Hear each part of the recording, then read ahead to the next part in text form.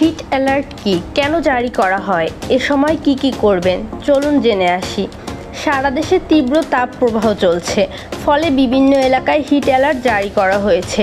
এ সময় বাইরে বের হওয়ার জন্য বিভিন্ন প্রস্তুতি সহ বিধিনিষেধ মানার জন্য পরামর্শ দিয়ে থাকেন বিশেষজ্ঞরা।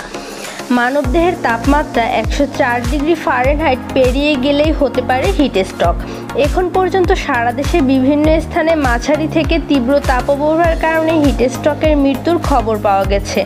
তবে কিছু বিবেচনা করে আবহাওয়া অফিস 18 এপ্রিল থেকে 3 দিনের হিট অ্যালার্ট জারি করেছে। হিট অ্যালার্ট কি, কেন জারি করা হয়? হিট ওয়েভ ও তাপমাত্রা হলো অতিরিক্ত গরম আবহাওয়া, আর এই তাপপ্রবাহ সম্পর্কে যে সতর্কতা জারি করা হয় সেটাই মূলত হিট অ্যালার্ট বা হিট ওয়েভ অ্যালার্ট। তাপমাত্রা চরম মাত্রায় বাড়লে আরও বড় ধরনের প্রাকৃতিক দুর্যোগ দেখা দেওয়ার আশঙ্কা তৈরি হয়। তাছাড়া মানুষের সহ্য ক্ষমতার বাইরে চলে গেলে হতে পারে মৃত্যুর কারণ। তাই সবাইকে আসন্ন তীব্র তাপপ্রবাহ থেকে সতর্ক করার উদ্দেশ্যে হিট অ্যালার্ট জারি করা হয়ে থাকে আবহাওয়া অফিস থেকে। মানবদেহে অতি তাপপ্রবাহের প্রভাব।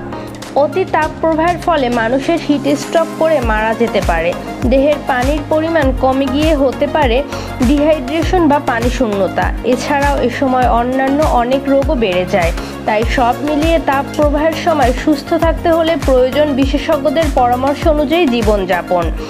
এছাড়া অতি তাপপ্রবাহে মানুষের শরীরও স্বাভাবিক গরম হয়ে যায়, ফলে রক্তচাপ কমে যেতে পারে এবং সারা শরীর তখন রক্ত সঞ্চালন করা হৃৎপিণ্ডের জন্য কঠিন হয়ে পড়ে। হৃদস্পন্দন বেড়ে যাওয়া, শরীর ক্লান্ত লাগা, ত্বকে ফুলফুলি পড়া এবং চুলকানি এবং গা ফুলে যাওয়া নিয়মিত উপসর্গ হিসাবে ধরা হয়।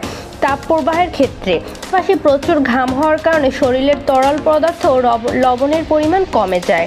গুরুতর ক্ষেত্রে দেহ এসব তরল উপাদানের ভারসাম্য নষ্ট হয়।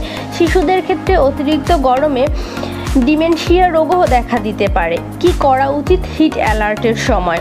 বিশেষজ্ঞরা হিট অ্যালার্ট জারি হলে বাইরে প্রয়োজন ছাড়া বের না হওয়ার জন্য পরামর্শ দিয়ে থাকেন। তবে বিশেষ প্রয়োজনে বাইরে বের হলে হালকা রঙের টি-শার্ট পোশাক পরতে হবে। রোদে বের হওয়ার আগে সানস্ক্রিন বা ত্বক সুরক্ষার কোনো উপাদান ব্যবহার করা যেতে পারে। ধুলোবালির প্রকোপ থেকে বাঁচতে মাস্ক পরতে পারেন, চোখে গ্লাস দিতে পারেন। ছাতা ব্যবহার করা খুবই প্রয়োজনীয় সময়, তাতে সেক্ষেত্রে কালো রঙের ছাতা ব্যবহার না করাই ভালো। এছাড়া বিশেষজ্ঞরা বলেন সুস্থ থাকতে হলে প্রচুর পরিমাণ পানি পান করতে হবে।